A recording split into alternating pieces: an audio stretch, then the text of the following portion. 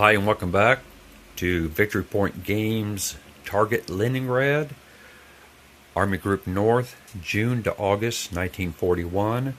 We are going into the second game turn, which is June 30th of 1941. The Germans will not have any replacement points this turn, but the Russians will have 2, which means that they can bring back a unit that has been eliminated at half strength, or on the board they may flip a half strength unit over. I'll have to check the zone of control rules and stuff like that to make sure that there's no problem there. But anyway, this is the overview of the map at the beginning of game turn 2. I put the red markers, like I said, show victory objectives for the Germans, and once they capture a hex, I'll go ahead and put green markers down to show the cities that they have captured. It was pointed out to me that the attacker may only attack from one hex side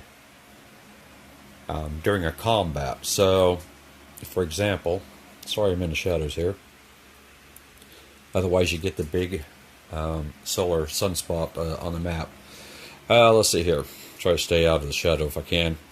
So, for example, if I wanted to attack this unit in the upcoming turn, I could attack with 1 unit from this hex, 1 unit from this hex, and 1 unit from this hex if they all attack from separate hex sides. Now, if I had 2 units in a hex, 1 could attack this hex side and 1 could attack this hex side. So multiple units in a hex can attack out of different hex sides, but they both cannot attack through the same hex side. So that was pointed out to me, and I appreciate the person who did that. So without further ado, we will start with the German player turn and the build-up phase, which I do not believe the Germans have anything to do in that phase because they have no replacement points or reinforcements. So then we will go to the German movement, then combat, then special movement phase, and I will come back to you after I have performed those indicated phases. Okay, this is the start of the German combat phase of game turn 2. This is the position of the German units after their movement. I'm going to conduct 2 attacks. We'll resolve this one first, and we'll resolve this one second.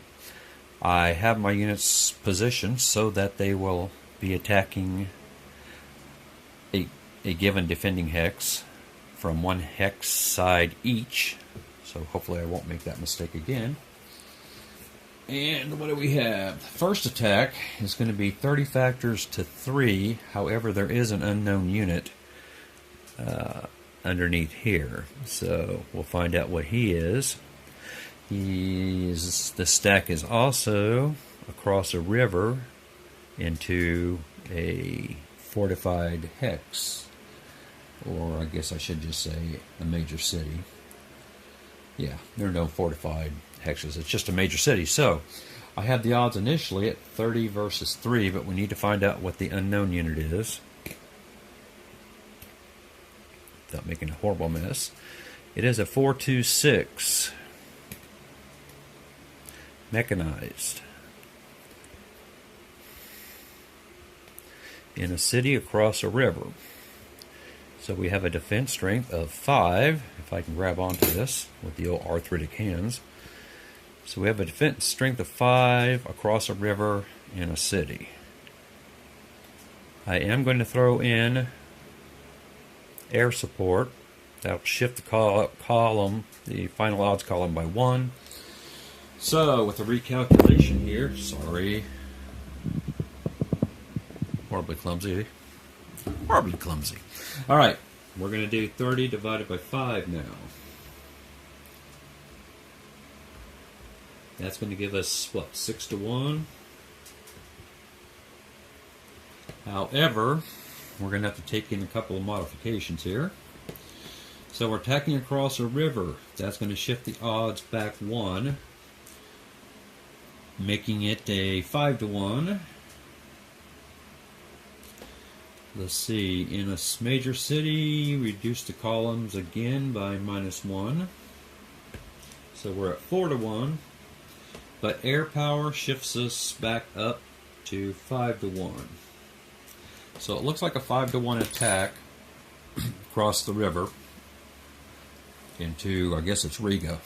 So we'll see if we can capture Riga and get a bridgehead across the river there. Rolled a 2. A 2 at 5-to-1 is a DRL. Let's see. I'll make sure I get this semi-right. DRL, defending unit loses 1 step and is retreated 2 hexes by the attacker. So we're going to lose a strength point and lose a step and then retreat 2 hexes by the attacking player. That's the attack 1. I guess we'll lose the mech unit because it can be rebuilt, and the attacker will move this unit 1, 2, I guess. We don't need the air support unit anymore, so it's been committed for the turn. We will advance. I think we'll advance with the 8-4. Because that will allow a lot of these other units over here to use the special movement phase, which is going to be basically kind of a breakthrough type phase. Alright, get this out of the way for a minute. Use these little discs here, which like to hover across this plexiglass due to some sort of static electricity kind of a thing. Okay. And now we'll go ahead and resolve the second attack. This is going to be a surrounded attack, but we'll see if my odds are even. What my odds actually are here. So we have an 8, a 6, and a 6. 8, 6, and a 6. That's 20. And we're going to divide that by, it looks like an 8. Unmodified.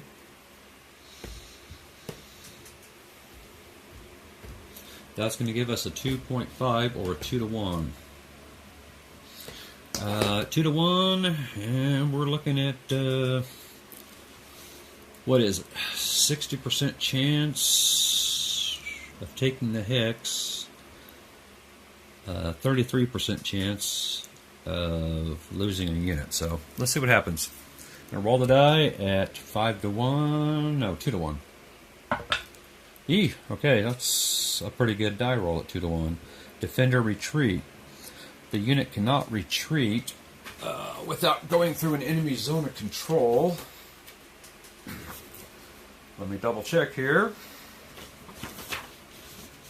what that means for our beleaguered guards unit. Let's see.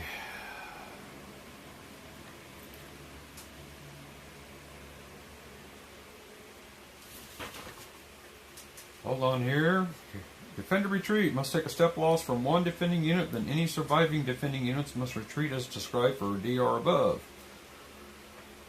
Okay, DR above. Let me see here.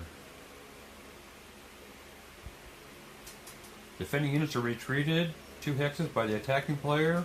Must end up 2 hexes away. Avoid the EOZs if possible. Unavoidable EOZ or EZOCs, whatever. If a unit must retreat into or through a hex or hexes in an enemy's under control, it loses 1 step. If it is forced to end retreat in an enemy's under control, it is eliminated. So let's see what happens here. It looks to me like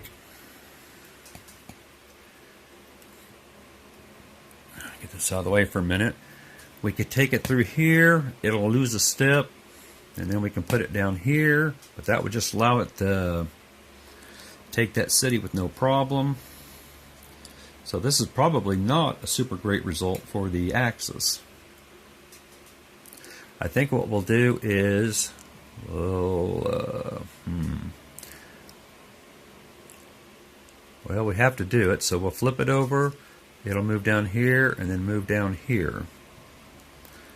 There is advance after combat, so I guess I can move the 8. Yeah, it's going to have to be in the hex, I am afraid, that was vacated. Hold on, let me double check that.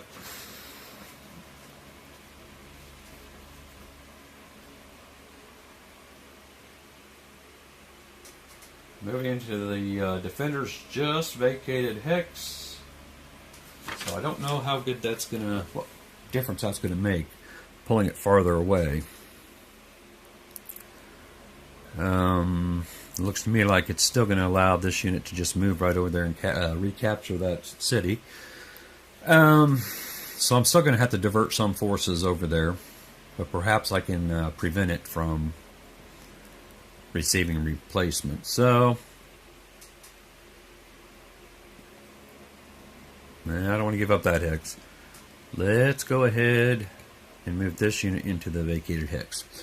Alright, I think that takes care of the German combat phase. When I come back, we will do their special movement. Well, let's go ahead and do special movement now, which is pretty much all armored units can move regardless. Let's see. Tank, German Panzer, Soviet mech can always move in both their phases. Reserve infantry that does not start its special movement in an enemy zone of control in reserve may move up to half. And they can enter an enemy zone of control normally. Alright. They start next to an enemy unit. They do, but they can still move if they want. So moving into here would cost 1 out of its 3. Moving into here, we enter an enemy zone of control. Now, do we have to stop in the hex here? Probably so. But that does put us across the river. And this will allow us to move the armor unit here. Armor core. These counters are just too big for the tweezers. So we'll move it 1, 2. Let's see. 1, 2. That's half of its movement. It was not adjacent to an enemy unit. This unit, let's see. 1, 2. Not going to get very far on the old rail line there. Make sure you all can see that. I hope so. Anyway, he's stuck. These units are going to be 1 to cross the river, 1, 2 to protect that, and he's going to go 2. Or did I just move him? I think I just moved him. I don't know if I moved him or not. No, he has participated in that combat, so I couldn't have moved him. And if I did, well, somebody will surely point that out to me. I think we can now utilize this unit because this city should be fairly well protected. 1, 2, 3, I guess. So I think that's all the German player can do. That's a special movement. We can now... When do the air support markers go back to committed? Sorry for smacking the table there. Let's see. Only once per turn and only when attacking. So it won't have any other effect. So I'm going to go ahead and put the air support marker back up into available for next turn.